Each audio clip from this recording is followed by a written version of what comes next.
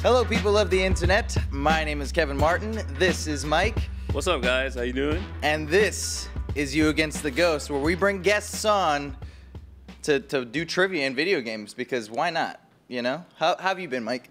I've been good, working on my channel, you know, making game movies and whatnot. Oh, yeah. What's your channel? Gamers Little Playground, GO Playground. Nice. Check it out. GLP. GamingSins. GamingSins. For those of you who don't know, go check that out. We got a good guest today. A wonderful guest today. He's dreamy too. Have you looked into his eyes? I try not to. I might fall in love. I don't want to do it. It's TJ Smith. We'll be bringing him on in a minute. But first, let's run through the news. What you got? All right. So coming up this week, Final Fantasy 15 will be testing its multiplayer expansion, and some people might say it's too little, too late. Spoiler alert: it is too late. It came out 9 months ago, but regardless, it looks fun, and it might be a good thing for the next one. Right on. Yeah. So, reshoots have become hell for the Justice League film. So much so that Henry Cavill has his mustache for his Mission Impossible film, and they're going to have to shoot with his mustache now. And I think that they should just do it, but I think they should just turn it into like a 70s porn now. You know what I mean? Well, I think he has a full beard. But no, he has a mustache. Does he? It's just a mustache. Yeah, I saw that he's costing them millions of dollars. Yeah, because they're going to have to digitally remove the mustache. I say they should just keep it. Why not? Yeah.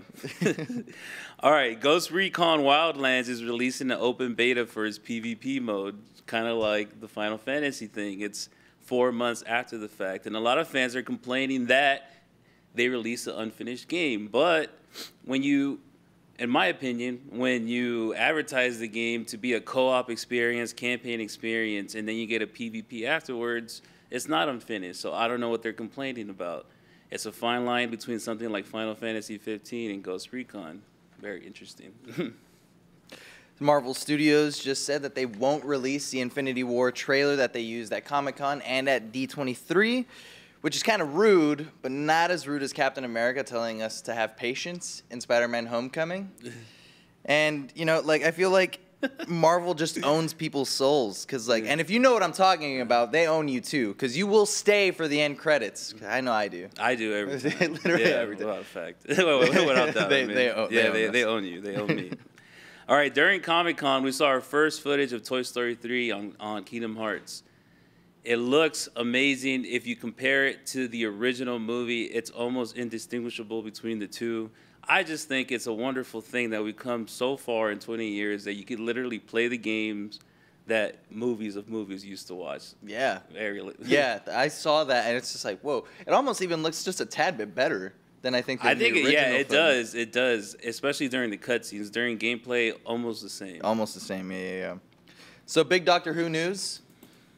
Peter Capaldi is leaving the show this Christmas, and he is regenerating into a female, Jodie Whittaker. Congratulations, Jodie, on becoming the first female Doctor. You get it, girl. Good for her. Good for us, yeah. Good for us. All right, Telltale made a ton of announcements during Comic-Con. They announced the next season for Wolf Among Us 2, the next season for their Batman series. Yeah. And they also announced their last season for The Walking Dead. I think this is a good thing. Now they can finally finish it off. I mean, how long can you kill zombies? And how long can you be with Clementine? Finally end the story. Thank you. It's been a great ride. It's perfect. I think I cried during the first game, actually. Not like ugly cry. Oh no, I was inconsolable. I cried in all of them. They're really good. All very emotional. Just to bring it down to the somber moment, Chester Bennington, the lead singer of Linkin Park, my childhood and the childhood of many people, passed away earlier this week. Yeah. Chester, you will be missed, but we do get to keep those great hits for years and years to come. So thank you for all your great music. Yeah, great. I was a teen when music was first coming out, so I definitely was in that era. Yeah, Meteora for me is like one of the greatest albums of all time. And it's funny because like I don't look like the type of person. Oh, I might. I don't know. I was gonna say I don't look like the type of person who like listened to like Linkin Park, but I totally did. I totally fanboyed. Yeah. So don't. Yeah. No, I mean that's the great thing about them is that they reached across. Yeah, they did. They definitely did. Now let's bring on our guest, TJ. Where are you, sir? TJ. Woo woo! Thank you guys very much. Good to see you, TJ. Good to see you, man. Have a seat. Thank you guys very much for having me on the show. Of course, we're happy to have you. So you beautiful man. Yeah, you beautiful, beautiful man. Good Lord. Tell us about yourself. I know you have 2 channels. You have your TJ Smith channel and your TJ Smith gaming channel. Yes, sir. Which do you prefer, like, working on the most? I mean, I love video games. Like, Yeah. like I spend way too much time playing video games. Yeah. But I also do like music and comedy on the other channel, and that's fun to, you know, dive into those feelings and or make people laugh. So that's a lot of fun too. But honestly, the video games one is The video games one. Yeah, I saw the Mario Kart like double edition thing that you had. That was really cool. Thank I really you. like that one. Thank you. Yeah. And then on your other channel, your Game of Thrones. Oh, you saw that? Yeah. It was good. Yeah. Yeah. So for people who don't know, it's called it's called, wait, what did I title it? I forget. Game of Thrones, but it's All Star. Yeah. So it's an acapella where it's the Game of Thrones theme song, but it's all the words to All Star is singing that to make the songs. It's ridiculous. How did the inception of your channel come about? Like, because you do a lot of the sing-alongs and like, what started you out to start those things? Yeah, so I originally started YouTube back in like 2009. My friend Kurt Hugo Schneider, who is like a big music guy now, he was a college friend of mine. We were in a pop punk band together, and by the time we graduated college in 2010, he had already been on the Oprah show and the Ellen show for his YouTube stuff. And so, like, by that point, I was like, maybe there's something to this YouTube stuff. I should start making music on there. So I started doing like medleys and whatnot, just music. And then I actually kind of just got into YouTube by just like working with Kurt on his stuff, and discovered that like there's a ton of gaming stuff that you can do. And I created my gaming channel as a result of that. I've done parodies. I've kind of combined the music and gaming together, made some parodies. And just kind of kept doing whatever I can with music, comedy, and gaming. I really like what I saw your Skyward Sword video. Yeah. And I like the fact that you were reading the text, and I think in a very creative and funny way. I think that could be a big thing in the future. I don't see a lot of people doing that. Yeah. You know. Yeah, doing the voice acting. Doing the voice acting, exactly. Yeah. So it kind of it made like a fresh take on a Let's Play, you know, or kind of a role play. You know? That is a super interesting idea. Yeah. I was like, this is good, but I didn't think like, nobody's done this before. It's a really good idea. I mean, and that's the biggest issue with games that have text in it, because it's people got to read along, and some people read at different rates, or they might not be watching, and so if he reads it, it makes it flow so much better. Yeah. You know? Totally agree. Thank you. Totally, Yeah, that's. I'm glad you like that. And then sometimes I dress up as the characters in the game, like the guy from BioShock Infinite. I dressed up as him, and like, you know, a vest, a button down, and like a red handkerchief kind of thing. Or dressing up. I had a Link costume. It looked good from like, you know, chest up, but actually it was a skirt. So I wore that actually to E3 a couple times before like they let in the public. I would cosplay to E3, dressed up in this like Link skirt. You'd be the only one. I was the only one. It was. People don't dress up that much at E3. No. It's not like it's not like a Comic-Con. Yeah, Comic-Con, it's just everyone's dressed up, but you probably stood out a lot at E3. Yeah, probably. There people like run up to you and like try and take a ton of pictures and stuff. Not with the skirt. Not with the skirt. Dude, yeah, I think it's the kind of outfit that where you really needed to wear like leggings or something, you know. Oh wait, you were just. No, I was doing jeans. I was doing jeans, but that would be. I wish I had. If it wasn't such a professional event, you know, because it really is just for gaming professionals and journalists, then I might have done it. You know, maybe someday.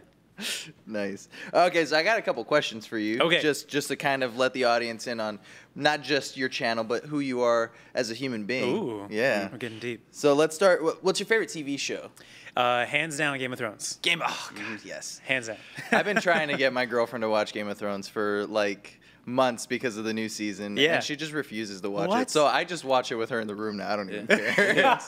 It's too much to catch up on. But it's okay, true. It is a lot, but she's binged other shows like while she's been around me. You know what I mean? Yeah, and it's like if you can binge those shows, you can binge this masterpiece.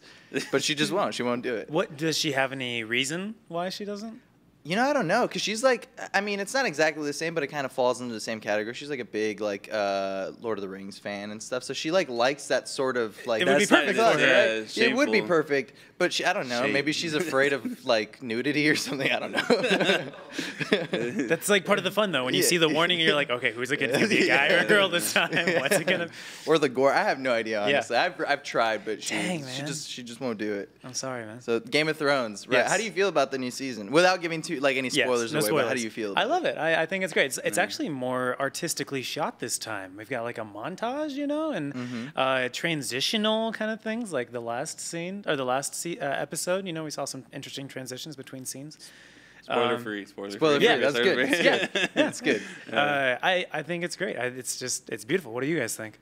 Well, of this season's Yes. particular, Yes. are you watching it as well? No, I'm not watching this Oh, you're season not? yet. No. Okay, so like I guess my initial thoughts on it were, like I feel like it's one show that it's good, like it's always good, but it does have better seasons or just better like pacing in certain areas of certain seasons.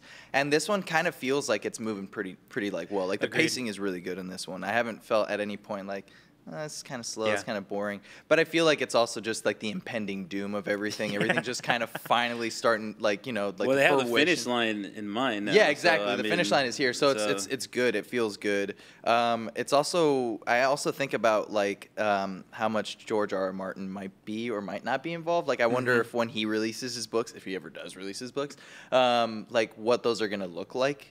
Now because the seasons are there. Like I almost imagine that the, you know, like the show kind of deviates away from the books. Right. But I wonder if he's going to kind of stay true to what the show is doing now, because now it's like the book is coming after the show, or if he's going to just like I don't care, fuck it, I'm just gonna do something different, and he like changes the entire ending or something. That'd be horrible for the show too. It would be if he I did think. That. Well, I mean, the show's gonna do well regardless. I think, because I know, the books but I mean, I don't know when what is he? He's got two books left, or is it just two one books book? left. 2 books He left? just made a post in the past week saying that he thinks the next one's gonna come out in 2018.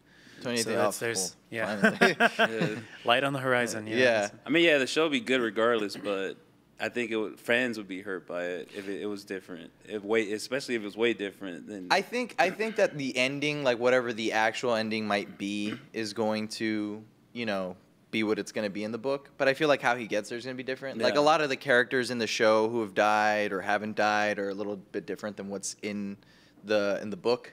So I don't know. We'll see. But yeah. What do you think? I mean, whatever. It's not a spoiler because it's a theory. But how do you think this show is going to end? Oh, so my own personal theory? Yeah. What's your own personal theory? Oh man, I'm like constantly juggling multiple theories in my head. And I also love to go on like the subreddit for Game of Thrones and just like read what everyone else is saying. I love like theory crafting about this stuff. I currently think that Jon and Daenerys are somehow going to be partnered up, whether they're, you know, like lovers, because that would be kind of Targaryen to do, because Jon is probably part Targaryen. He is. They've like right. I'm trying to like be, you know, I'm trying to step softly. Maybe they just rule together. Maybe one of them gets killed. I honestly think Daenerys will be the final ruler of them all, but I think she'll go mad in the process. Oh. Because I never thought of it that way. I always thought about the show as having some sort of, I don't want to say a happy ending, but like just like an ending. I never thought, and it's totally George R.R. Martin to like finish like however, what is like 20 years worth of books and then just end it on a note where it's like, okay, well, there's a sequel, but I'm never going to write it, but there's a sequel. Like you're just like, oh. The story goes on. It doesn't end here. It never ends. Yeah. I mean, they kind of alluded to that fact in this last episode.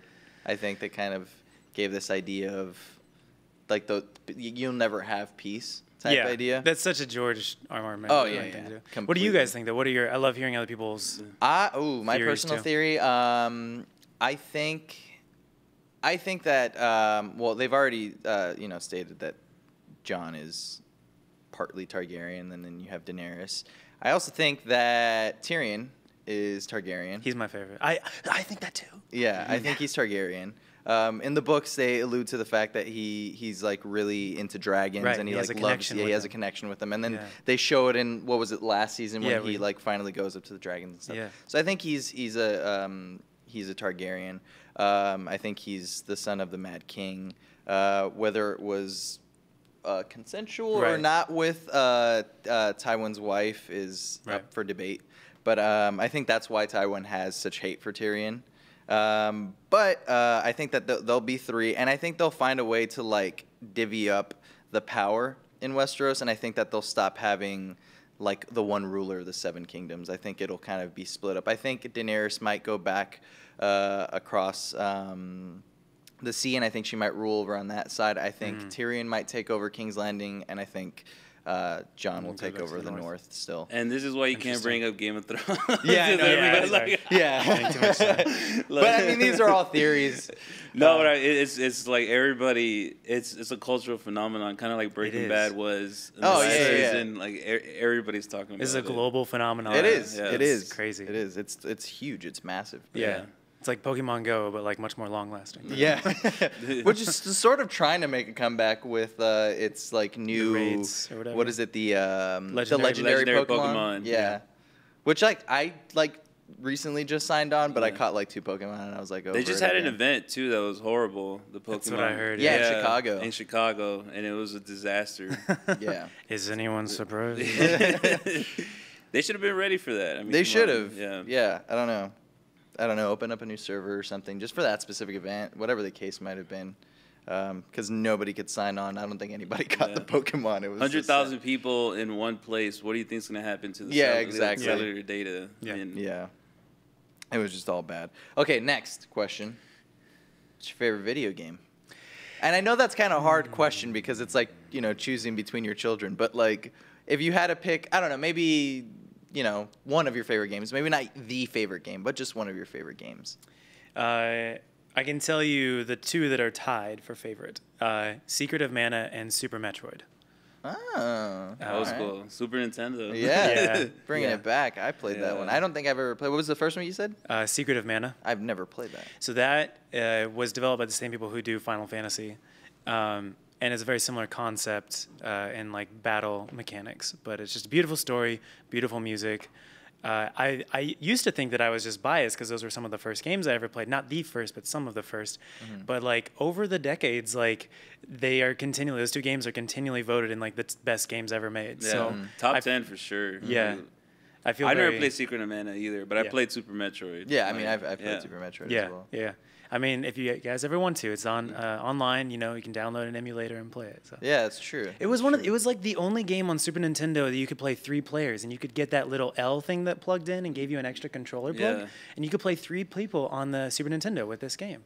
Because You could do that with Bomberman too. Yeah. No, because like Stealing Thunder. No, Mikey, no, Stealing no, no, Thunder. He's like, it's the only game. I'm like, dude, I had that. We played Bomberman with that. But no, cool. I know. Yeah. That's cool because it's an RPG. Exactly, right? it's an RPG. Yeah. Yeah, so that's crazy that you could Yeah. play 3 people on RPG. Yeah. It's unheard of now.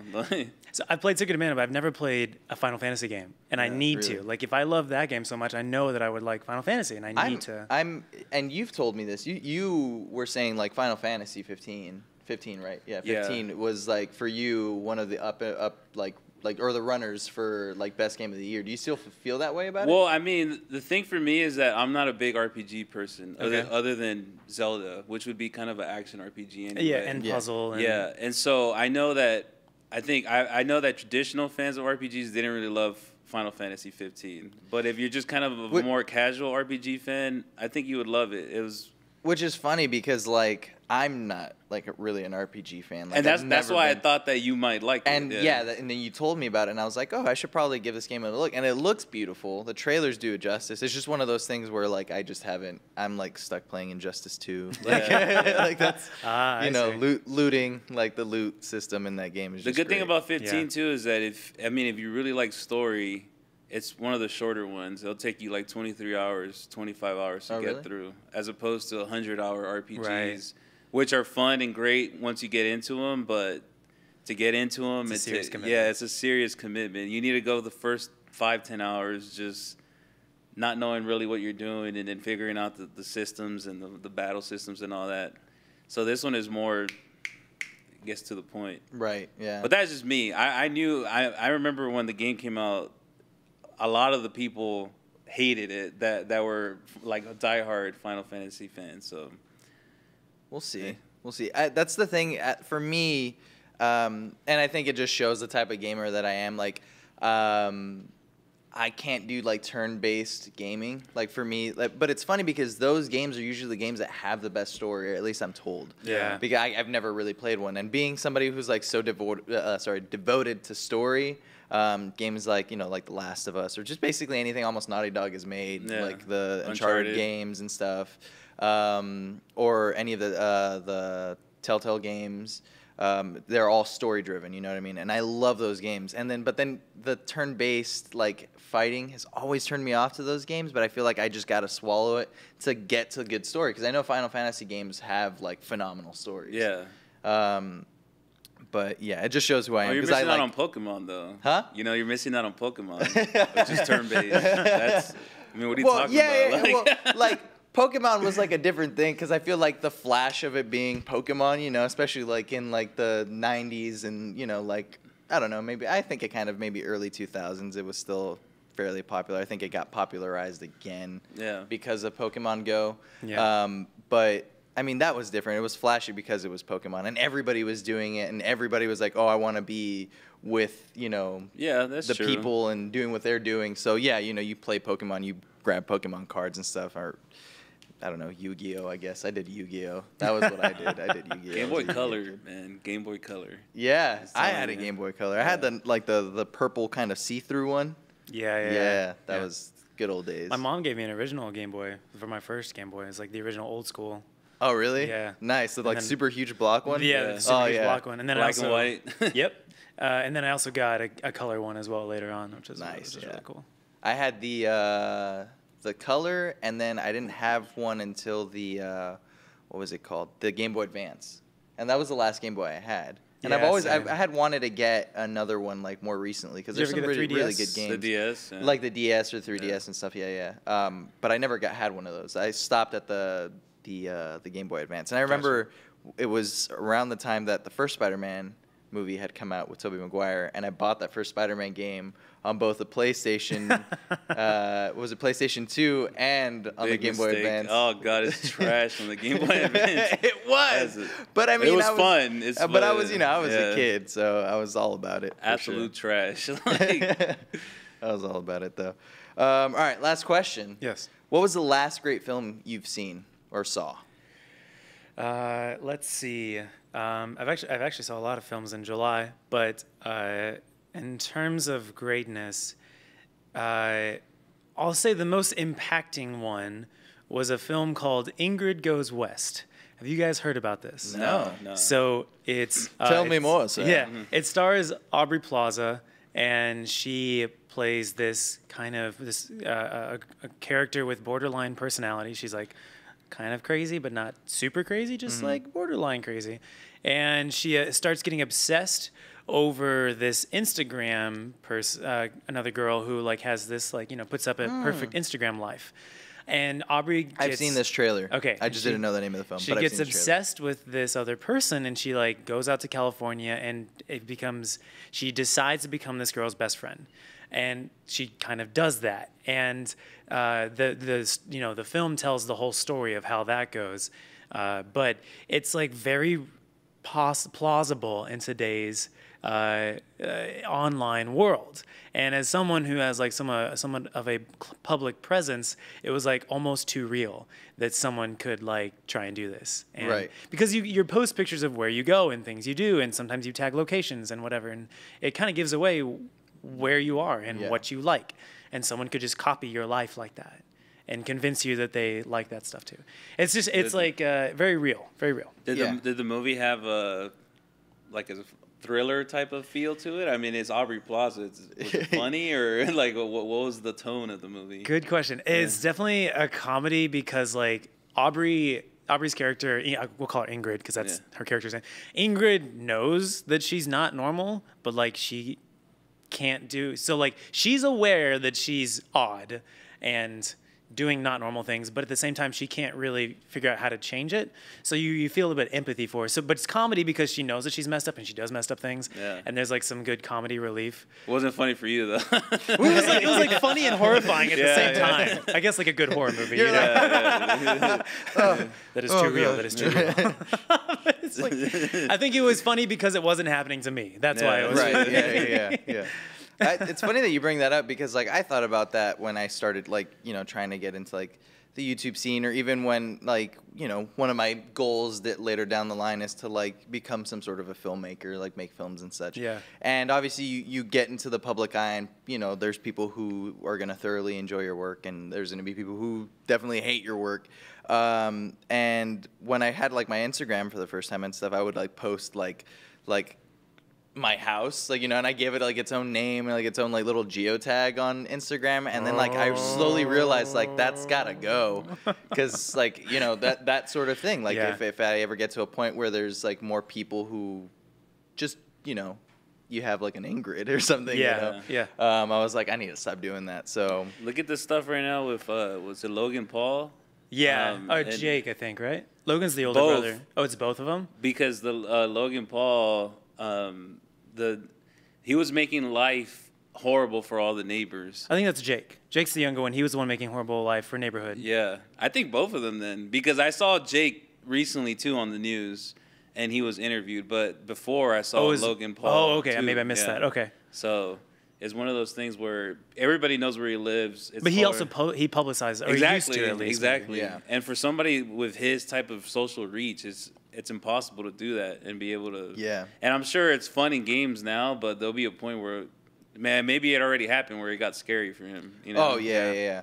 I think when you really start to realize that is when you're trying to slow down, because like when you first start, especially with like that social media, like the Vine. Like that whole like Vine craze, and how a lot of those people kind of became famous just doing like these, what was it, 7 second videos and stuff. And then they became like these like phenomenons in like social media and stuff. At first it was all like fun and games and stuff, but I'm sure when you start slowing down and you're thinking like, okay, maybe I want to be taken seriously, or maybe you're starting a family or something, you start to think like, okay, I should probably change the way I'm doing certain things, Yeah. and then I should grow up into an adult. Yes, yeah. Which I mean, I guess that's probably what's starting to happen to a lot of these people, because they've been in like the public eye for a few years now, and yeah, but they're still early 20s, and when you're in your early 20s, you don't care. If there's girls around, who cares? Yeah, Jake is like 21 or 23 or something. Yeah, like that. I mean. Oh, okay, well then whatever. More power to you, dude. Good for you. Yeah. Good for you. All right. So we wanted to talk a little bit about the film industry. Yes. And it seems like you're pretty well rounded in the film industry. You probably enjoy a film or two. I do enjoy a film. Have you ever heard of what's this guy's name? I think it's Christopher Nolan. Christopher Nolan. Is he some kind of like filmmaker or something? I think so. Something like that. I don't know. Huh. He's made a movie. I think he made like what's that character's name? Batman? I think he made like a Batman movie. I think I've heard of him. Actually, I think he made 3. Yeah. I don't know. Oh, so the first one wasn't good enough then, I guess. Yeah. Yeah, 2 more tries at it. I never thought of it that way. Like to think of it like the first one wasn't good, so we have to make another one. But yeah, so are you at all Christopher Nolan fan? Yeah, I love the Dark Knight trilogy. I love Inception as well. And I got to see Dunkirk recently as well this past week. Nice. All right, cool. So let's start there, Dunkirk. Okay. So there might be a few spoilers, but try and keep it as spoiler-free as possible. I feel like you can't really spoil the movie. It's a historical event. It's a historical event. It's an experience. Yeah. Yeah. All right. So whatever. It's an experience. You can read it on Google. We're not spoiling anything. We all know how that ends. And if you don't, basically, you don't learn. Yeah, then you don't learn. I guess a quick synopsis on the movie. It's basically in France, Dunkirk beach. Was it 400,000 men were trapped on the beach as the Nazi Germany was closing in on them. Yes. The film starts really beautifully, I think, with the paper coming down. Yes. With like the propaganda, which is basically telling them like, you are surrounded. We have you. You here, us around here. Yeah. And that Which I was surprised it was in English. If it was. Yeah. Well, no, I mean, it makes sense. If they know that they're the English there, they'll probably do it. So, fair. like, okay, you can read this. Is that, you know, they're trying to Fair. scare them. And then the story is Winston Churchill sent out a call to all civilians or anybody who basically had a vessel that can cross the English Channel over to France to basically go pick up the English or the soldiers that were, you know, 29-mile boat ride. 29-mile boat ride. Yeah. It said, I mean, they say it in the film, but it's said in the time that it happened that they could, on clear days, they could actually see home. Like, you could actually see it. And I feel like that's, oh my God. That's got to be scary. Wow. That makes it even more horrifying. Yeah. It's true. Yeah, on a clear day, like from like, you know, something like a tall-ish building, because I live in Long Beach. I'm not going to give any specifics. But what was that address again? but I live in Long Beach, and this is Burbank, and LA is like kind of the in-between almost. Sometimes you can see like the LA skyline from Long Beach on like a nice clear day, and that's about the same amount of distance. Yeah. It's about 30-ish miles. When I go hiking in like the Hollywood Hills or Santa Monica Mountains, which are just right next to Santa Monica or Hollywood, I can definitely see. I can see Long Beach. I can see the ocean beyond Long Beach on clear days again. Yeah. Because there's a lot of smog in LA. Yeah. But yeah, totally. It's crazy. It's totally scary. But yeah, what was your like impression of the film? So I thought it was really one, intense because it's a war movie. Two, it was a really interesting format, as Christopher Nolan does. Yeah. So and for those of you who don't know, and I would have actually appreciated knowing this before going into the film, but I picked up on it soon enough. There are 3 stories being told, each at different speeds. One storyline takes place over a week, which is the soldiers trapped at Dunkirk. One storyline takes place over a day, which is one of the personal sailing vessels that leaves in the UK to go to Dunkirk. And one is a storyline that takes place over a single hour that is one of the fighter jet planes. Yeah. And they all are told simultaneously. So you're seeing... And I love how Christopher Nolan messes with time and how you present a film. The same way with Inception, different timeline speeds. So like that was kind of confusing to me at first, and also he kind of presents it. So I'm talking about what confused me first. He kind of presents it, kind of introduces like, there's actually a title for each one of them. It says 1 week, 1 day, 1 hour. But the 1 week one was called The Mole. And so I was convinced there's a mole in the army. Who's the mole? Yeah. But it actually is the fact that there is, the place is called The Mole. So that was confusing to me. But once I figured that out and moved on, I was like totally on board. Actually, I totally missed that. I think I remember reading it now that you say it. I'm like, oh yeah, but like, I feel like if I had actually paid attention, I would have thought the same thing. Like, oh, there's a mole. There's a mole. I had the same. You did? Yeah, I had the same thought when I was looking at it, because it happens in the beginning. Yeah, it's right? Very quick. Like again, I saw it with my girlfriend, and she was kind of confused. I had to sit there and kind of explain the story to her. But it and that's something that you could easily miss. And I think it's also, I mean, not that I'm saying that he needed to change like the font or the text or anything, but it is something that you can miss, especially with the look of the film. It's kind of like this really gray film, and then he used like white text against like this kind of grayish sky. So I can imagine why some people might have missed that. Yeah. But yeah, like I caught on to that when I saw, like, I think I didn't see the first one, whatever the first one was, and then I saw the other two, and it said like the time. Yeah. And I was like, oh, okay, I see. But I didn't understand it until I started seeing the day change. Yes. Between like the night and the day of the plane, and then like the night with the people at the beach and stuff. And I was like, oh, but very creative. Like, it was very creative.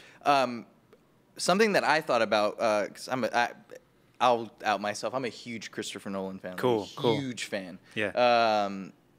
But we've seen Inception and his idea of like, or his editing with like time in that film. Yeah. Interstellar as well. Interstellar. Right, that was the other one I couldn't remember. He also does time there, and then he also does it in Memento. I haven't seen that. I really need to see that. But yes, another perfect thing. Yeah. And now he does it again with Dunkirk. Do you feel like he's kind of starting to box himself into this trope where he's trying to make, like, I could almost see it as somebody looking at the film and thinking like, okay, this is a good film, and I think it's still very well done, but does it feel like Christopher Nolan is trying to make films seem, I don't know, more intricate than they need to be. Do you know what I'm trying to say? Well, I mean, it kind of like the M. Night Shyamalan thing where it feels like there has to be a twist at the end. Yeah. Yeah, I mean, I didn't think it was necessary for this film, which is one of the reasons I didn't dislike the film, but I think it didn't add up to something greater, you know, what it could have been. Mm-hmm. So I think he is boxing himself in, honestly. I mean, I didn't see the use of it in this movie, other than, I guess, to see like the confusion of war and the horror of war. I don't even think it was that. I honestly feel that the reason he, you know, kind of cuts the film up in the way he did was, I think it was just for artistic purpose. I don't think it had anything really to do with like a real, you know, trying to show that. Because I feel like the one thing that he did capture, which is something that one of my other favorite films, Heat, if you've ever seen a Michael Mann film, captures, is like gunfire in that film, especially the scene in L.A. Have you ever seen Heat? I have not. No? Yeah. Great movie. Al Pacino, Robert De Niro, Right. Val Kilmer. It's a Michael Mann film. Great film.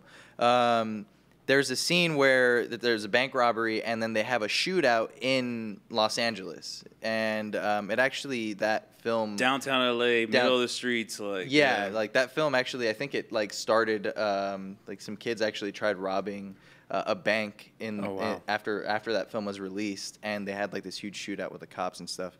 But GTA's heist stole their, basically, that scene. Like, Gotcha. That's where it comes from. Wow. But that scene is, it's very... it's vicious, I feel, is like the best way to explain it.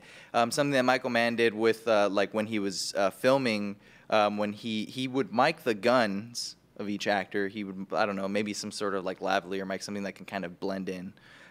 He mic'd the guns, and then he mic'd about a block away. He put mics out about a block away from where they were shooting, and then he mic'd like 10 blocks away to capture that massive sound of a gun firing in like a very busy area and catching that like reverberation and like the sound bouncing from the buildings. Yeah. It has this really like almost like monstrous roar when you hear it.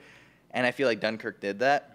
And I feel like that's where it captures that like confusion of war and that like fear. Like sometimes there's like the scenes where like just the planes were flying down, and I was like, oh my God.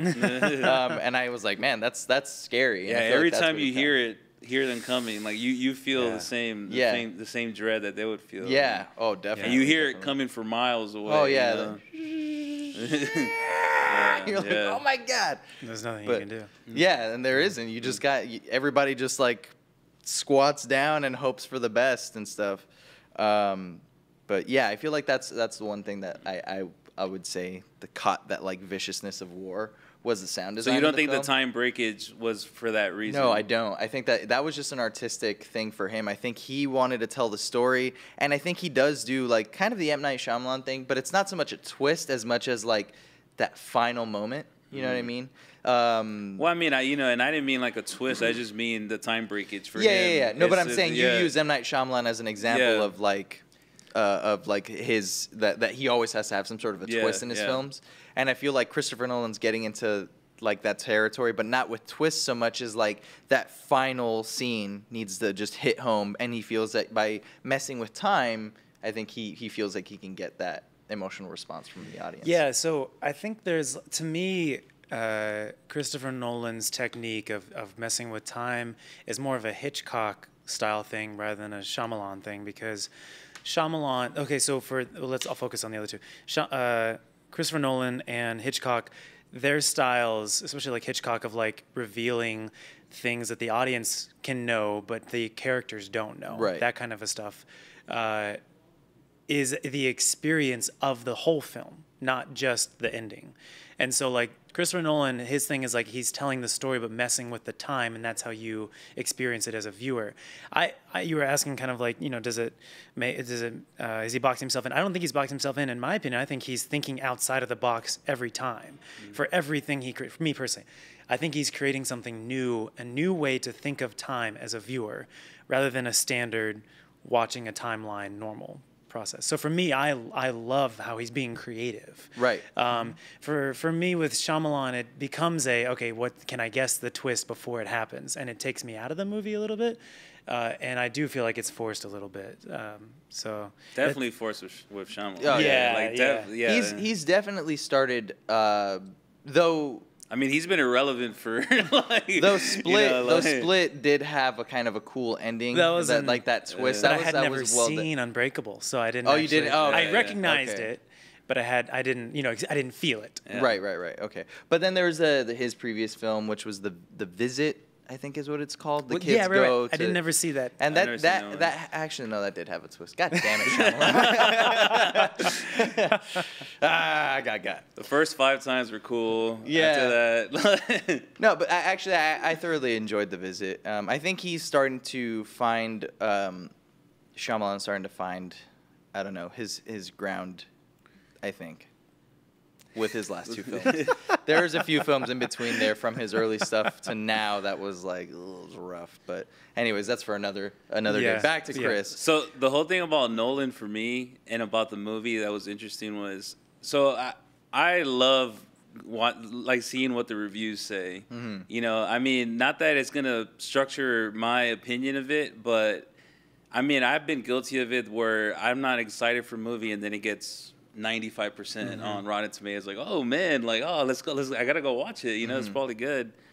I thought this movie was overrated, and the interesting thing for me is kind of the whole meta narrative going on about fandom, and like, because Christopher Nolan has the most diehard fans of any director right now. We have one in the room. Yeah, by far. And I thought everything about the movie was beautiful, like the cinematography, the audio.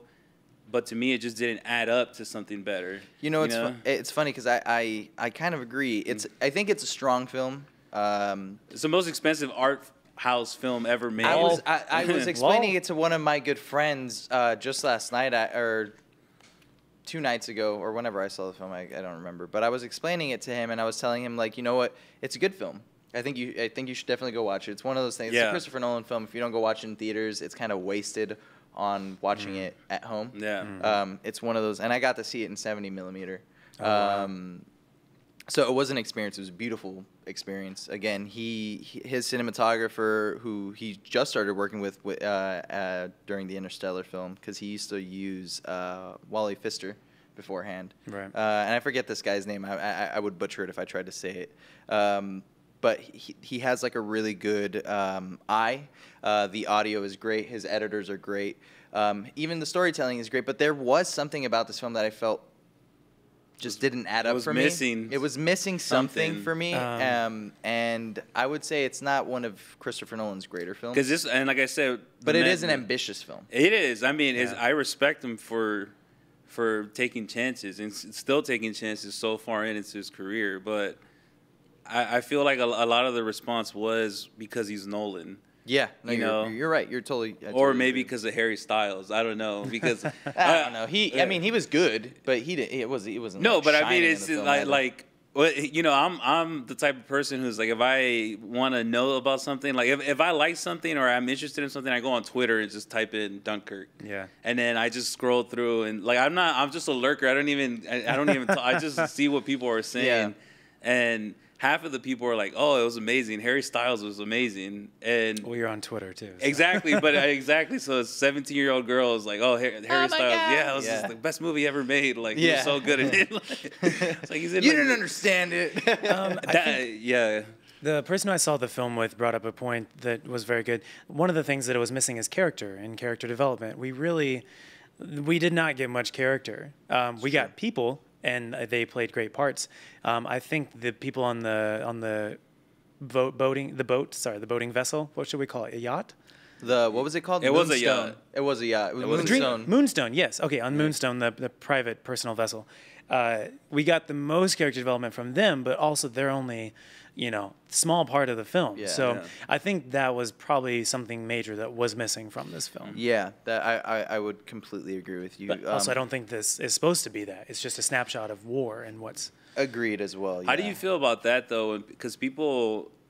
the big defense I've seen on it is just, yeah, you don't get it. You just don't understand. You know what's funny? You know what's funny? A lot of people like, feel that way about Christopher Nolan. Even like one of my favorite shows, Rick and Morty, makes a joke on the Inception thing, and then they're like if it doesn't make sense, Morty, it's because like your favorite movie doesn't make sense or whatever. And it's like, you know, to some degree it does make sense, but I feel like it takes a certain type of person to like really like not only understand but appreciate Christopher Nolan films, because it's not for everybody. And I've run into people who like, oh yeah, I love Christopher Nolan and stuff. Like, oh, so like what did you think about like Inception, for example? And then they're like, oh yeah, like, you know, I thought like the scene where like things were moving was like cool. You know what I mean? Like that was awesome. Yeah, it was awesome or whatever. But like then you try and really get like their idea of like the story and stuff, and then they like you start to lose people. And I think it's one of those things where Christopher Nolan, it makes, I don't want to say intelligent films because that makes me sound like a douchebag. Sounds like a douche. Yeah. But they're films that not everybody necessarily gets, and I feel like that's just the truth. Not everybody that I've talked to understood like the end to Interstellar. Not everybody that I talked to understood or had an idea as to what exactly went on in Inception. But that's the funny thing about Dunkirk is just like, what is there to get other than you know what I mean? But I mean, like understanding like the timeline. You don't walk away with like a lesson from the film necessarily. It's just you're there to experience the film. And you said it's an art house project, and the way I explained it to my friend, which is what I was trying to say, is it felt like a film student made the most expensive film project that they could, like avant-garde. Yeah, it was very artsy. In terms not of like that can't be a great. Yeah, you no, know, it was like I said. I enjoyed the film. I thought it was a good film. I didn't think it was one of Christopher Nolan's best films. But yeah, how do you guys feel about, like, you had talked about like his, I don't know, his status in the film industry in general, and how his fans are like. How do you guys feel about him personally? As a director? Yeah. I mean, I love Interstellar. It's one of my top 10 favorite movies of all time. And I acknowledge all its flaws. I don't think it's a perfect movie. Of course. But to me, that's the opposite of Dunkirk, where that movie adds up to so much more for me because of the theme of love. Even though I know it can be slow, confusing, this whatnot, you know. So I love the way he makes films, because even though he's so cold, he can put emotion into it, you know. And I don't think a lot of directors can do that now, you know, to do both, kind of be distant and have emotion in it. Agreed. Yeah. That's what I love about him, though, especially with Interstellar. How about you, TJ? How do you feel about Christopher Nolan? I love him. I mean, like, I know that walking. I could tell the way that you said I love him. I love him. Whenever I walk into one of his films, I know it's going to be beautifully shot. I know it's going to be outside of the box of a normal movie experience, and it's probably going to mess with my brain a little bit. Like Inception, it took me so long of thinking about what is happening here after the movie to figure it out. Yeah. So, I mean, I just kind of, I open myself up to whatever experience he's offering. And same with his brother. I also want to bring up, like, his brother is a fantastic writer. Jonathan. Westworld is, like, well, I loved Westworld. I actually haven't seen that yet, and that's one of the things that's on my queue list. Yes. I just got HBO, so that's my next. Welcome. Thank you. Yeah, Westworld, I won't give anything away, just fantastically written, similar concept of, like, messing with time and what you think is actually going on. So, yes, hands down. I'm excited you get to experience it for the first time. I'll like text you or something. Like, dude, TJ, this is great. Yeah. What are your thoughts on Christopher Nolan as a director? Well, like I'm a fanboy, but from just like, be real here. I'm not even gonna try and front and lie. I'm a fanboy. I love his films. I think he's a smart, just guy in general. Like, I think he knows who to have around him to bring out the experience that he wants for his audience. He gets really good shots with his cinematographer. Who, I almost start to feel like there's like a fine line between is it Christopher Nolan or is it like his DP? Cinematographer? Because all his films have the Christopher Nolan look. You know what I mean? And so many people have tried imitating that look. Like, even I think even Sam Mendes said it when he did Skyfall. Like, Christopher Nolan changed the game in terms of how we want to shoot film now.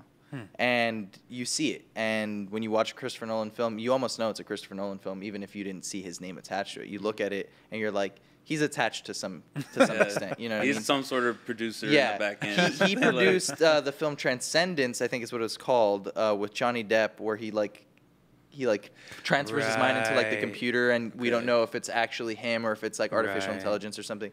And Wally Pfister, who was his cinematographer, actually directed that film. Christopher Nolan was a part of it, and it has the look. Was the film necessarily good? Like, the story was okay. It wasn't like a great film or anything, but you can see that Christopher Nolan had something to do with it.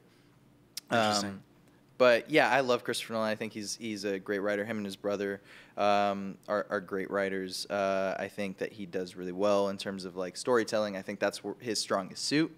Yeah, agreed. But yeah, I think he's gonna have a very long like life in the film industry, and I think people are always going to know him. And he's, at this point already, is considered one of the greats. Well, he already has the hardcore fans to to take him there. Yeah, I think he's already up there. I think he, dare I say it, I think that he's up there with like the Spielbergs and the I don't know, I was going to say George Lucas, but why would you? Well, Star Wars is American Graffiti. Yeah, you know, Ron Howard. So I was gonna say actors, directors of that caliber. I think he's already up there, and he's only, what is this? His 7th or 8th film? I'm not sure exactly. 9th film. He's still fairly early on in his film. Filmmaking career, but he's already up there, and I think that you don't get to that stature if you're not good. You know, so yeah. Any other last thoughts on the maestro that is Christopher Nolan?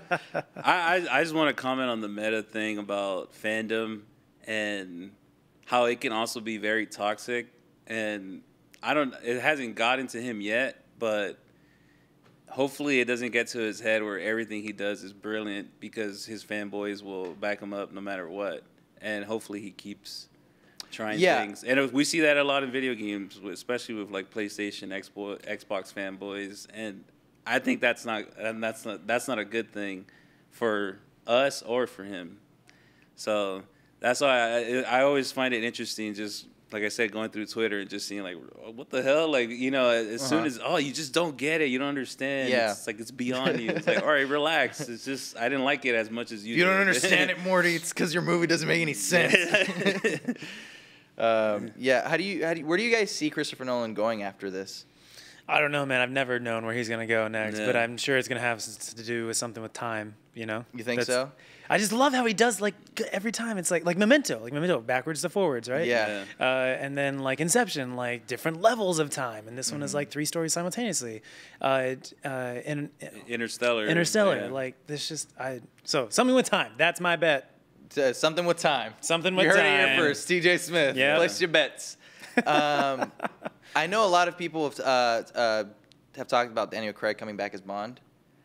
I think right now, with Dunkirk being out, Chris is probably just on the tail end of, you know, doing his last bit of interviews and stuff for the film. I think he might be tapped to play or to direct the next Bond. Oh, he's gonna play really? Bond? No, not play Bond. Sorry, I think. Well, he could. That guy's he's a dashing guy. But I think he might be at least winked at for the. That would be interesting. You think that's why Craig signed up again? Daniel Craig. I don't. Because he didn't want to do it. Well, they anymore. haven't said that he's done it yet, but Christopher Nolan has stated that he's had conversations with Broccoli, the producers, and he's talked about Bond films being something that influenced him to make films, and you can almost see it. I mean, the Bond films, especially like in the '80s, with like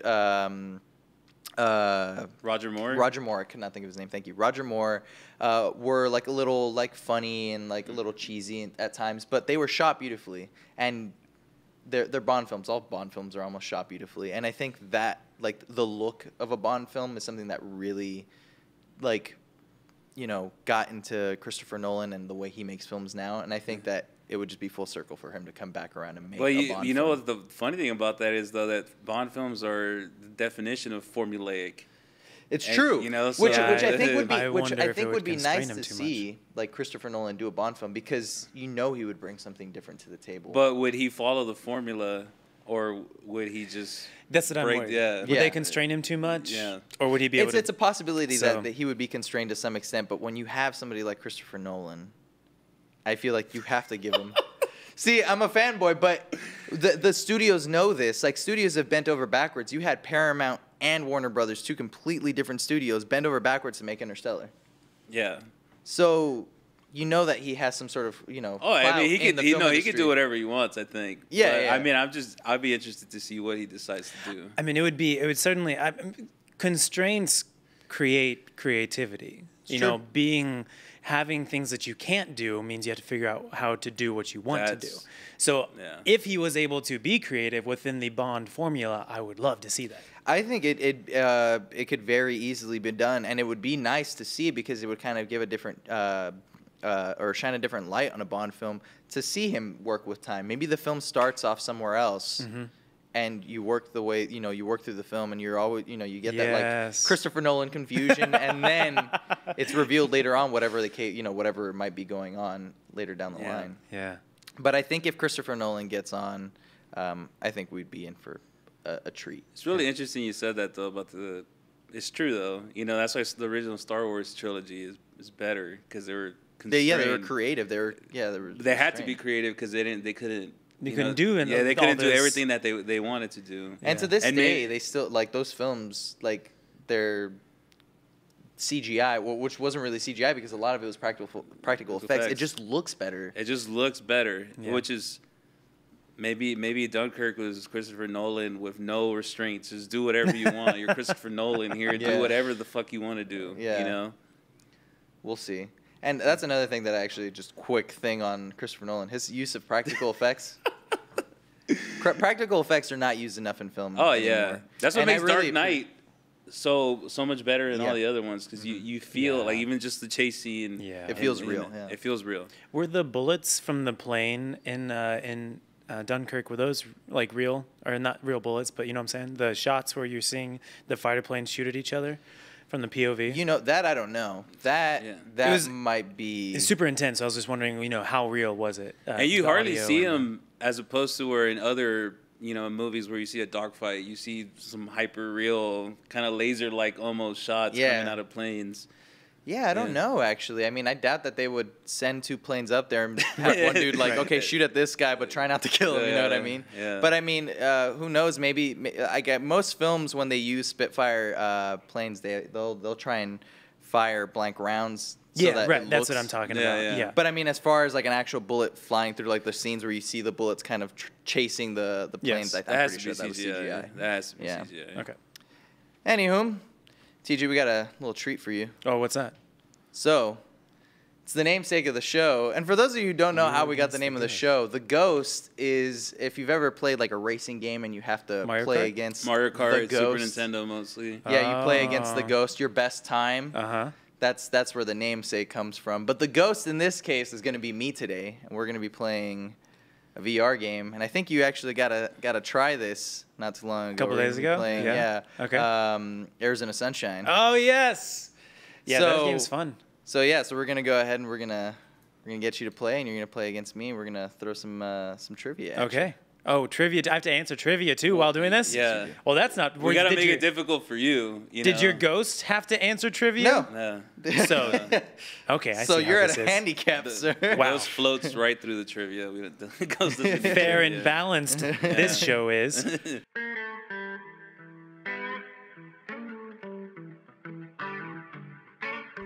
All right, we are here. You against the Ghost. TJ Smith. Kevin the Ghost. Kevin, I'm the Ghost today. This week. This week. Yeah. Game we're playing is Arizona Sunshine. For those of you who don't know, and you will find out soon enough, it's basically a VR zombie shooter.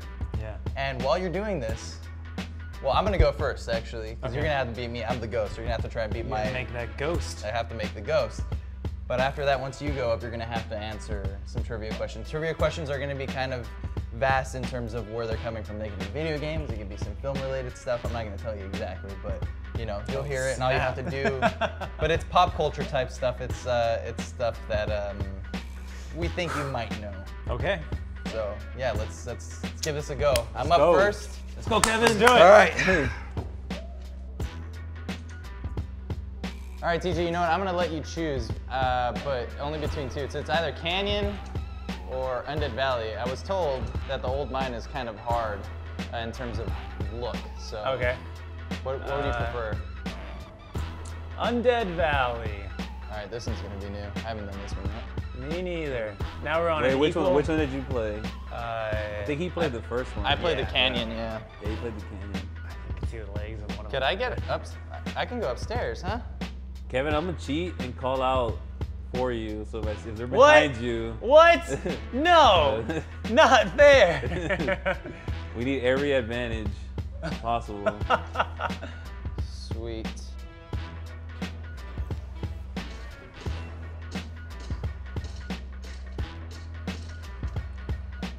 There we go.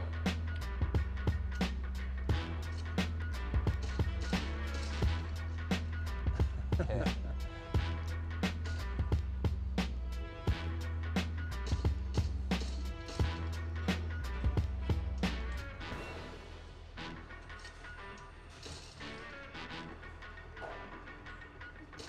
Nice.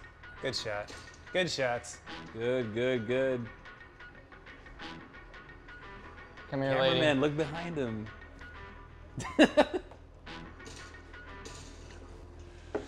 It's tough because like you get better accuracy by waiting for them to get closer, but you risk Shit. That right there. Any more ammo? Nope. Are you out of ammo? No.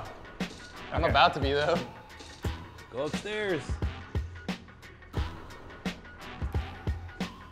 Go downstairs. Where? Get out. Can you only? Yeah, you can only kill them with bullets. You can't. I don't think you can't melee them. Ah, shit. I'm confusing super hot in this.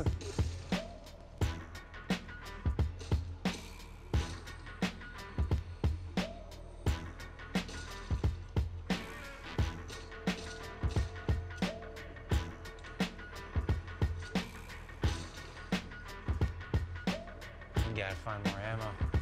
I have the high ground, but There's I'm no down to, ammo like, my there in last- that box. no.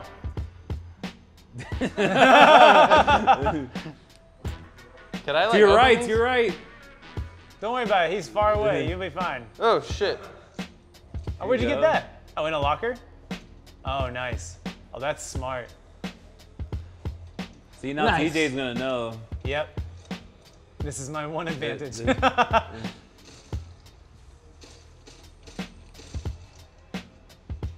You finished wave 1.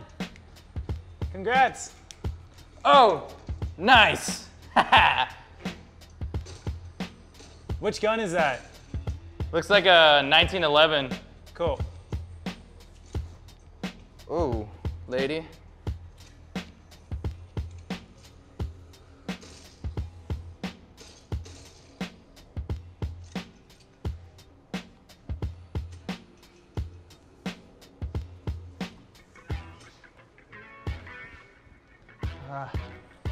Does it end after the third wave?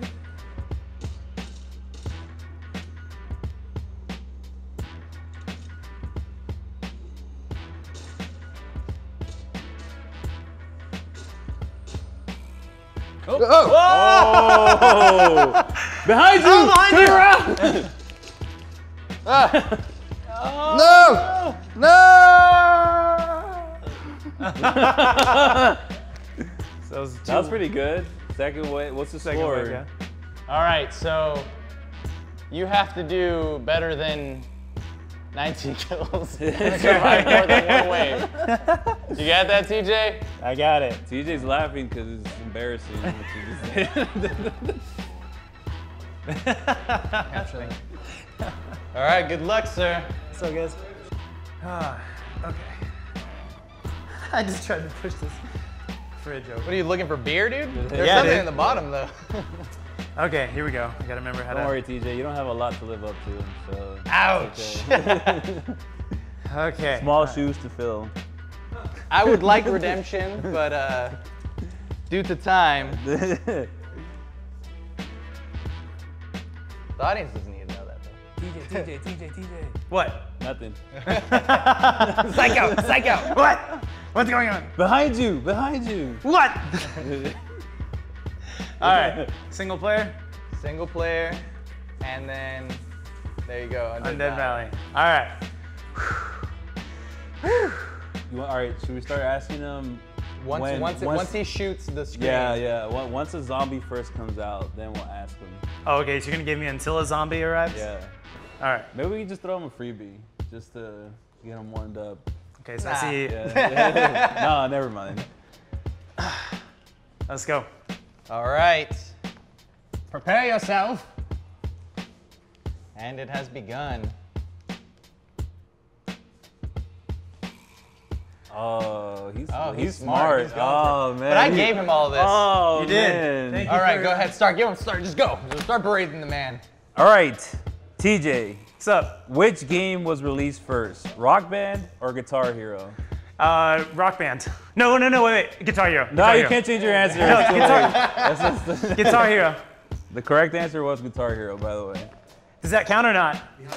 No. Behind you. Look In down. front of you.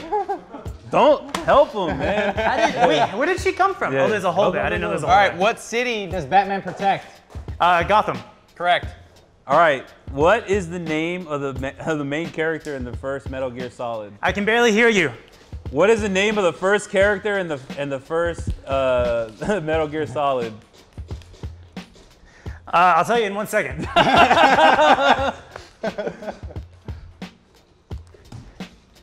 Oh, wait, it dropped my gun. That's It dropped my gun, though. Wait, okay, Okay, that's fine. we'll give. That's fine. I got. You got 2 chances, You so got he'll 2 get chances. 2 chances. You get one more Alrighty. chances. What is the name of the main character in the first Metal Gear Solid? Snake? I never played Metal Gear, so I don't actually know. Okay, we'll take it. It's Yeah. Solid Snake, but we'll take it. Thank you. Okay. Who is Mario's brother? Luigi. Oh God. Which one of these is not an exclusive for PlayStation 3? God of War Ascension, Final Fantasy 13, or Infamous 2? One more time. God of War Ascension, Final Fantasy 13, or Infamous 2? Oh. Not an exclusive. What's the second one again? Final Fantasy 13. That one. That's correct. Okay. Nice. All right. Fill in the blank. Okay. Live long and blank. Prosper. Correct. Which came first, the Sega Genesis or the Super Nintendo? Super Nintendo, because then Sega wanted to make something like it. Wrong. Thank you for Sega correcting me. Genesis came out in 1989. She's got a freaking helmet on. All right. What? What is Iron Man's real name? Tony Stark. Correct. All right, which game was originally packed with the Nintendo Wii and became a cultural phenomenon? One more time. Super Mario Brothers? No, with the Wii. Oh, with the Wii. Wii Sports. That's correct. Nice. Okay. What is the popular Wookiee's name from Star Wars? Chewbacca. Nice. Okay, what is the name of the main character in Grand Theft Auto San Andreas? Oh, dude. If you give me multiple choice, I could get it. But No, I've never played no, it. no. Everybody should know this. Are you skipping? Skip. All right, it's CJ, by the way. CJ? Okay. Is it C as in cornflakes? C as in cornflakes. That's All right, correct. cool. Great. The fan named Jumpman from the original Donkey Kong video game is now known as who? Mario! Nice. All right, Command and Conquer, StarCraft, and Warcraft are part of what genre of video RTS. games? That's right. Hey, he's doing well. All right, let's see here. What popular Marvel film from 2012 did Joss Whedon write and direct? From 2012, Yes. Marvel superhero film, Yes. Avengers. Ah, god damn it, correct. That's me. That one was easy. Come on, man. All right, Call of Duty Black Ops mostly takes place during which decade? Oh, Call of Duty Black Ops? Yeah. Skip. That's the last question. That's the last question. Get a guess. 2020s. No, 2000s. That is incorrect. It's Okay. the 1960s. Okay. The Vietnam Cold Never War played it. era. Let's give him one more question because you gave him the answer on the last one on CJ. Okay. So we'll give you one more. This is your redemption. Let's see. What model of Terminator is Arnold Schwarzenegger in the Terminator film franchise? Not the T1000? That is correct. That is correct. TJ, sit down, man. Lose already. God damn it. You did well. You only missed. This man is a beast. Shoulders are Either way, vibrating. TJ, you kicked Kevin's ass, and Right on, TJ. You got. We'll have to do a review, but I'm pretty sure you got 13 out of 15 questions. Congratulations. And, Really? number 1 on the leaderboard. and how many kills did you get? Last you checked? Over 21. Over 21. So you whooped my ass. Yeah. That definitely puts you at the top of the list. TJ is now the reigning champ in You Against the Ghost. TJ. Congratulations. Thank you.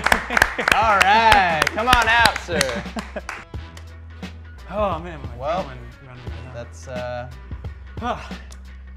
I'm a little disappointed in myself, I am disappointed in you too, to be honest. but congratulations, TJ. You did really well. Thank you for having me on All the show. right. This is All actually right. really fun. Yeah, this is great. Thank Trivia while surviving. It like works two opposite parts of the brain. Like, you. Yes, it does. And you did well. I'm so mad at myself. Anyways, all right, let's outro this. We're gonna go back to the other set. We'll see you in a bit.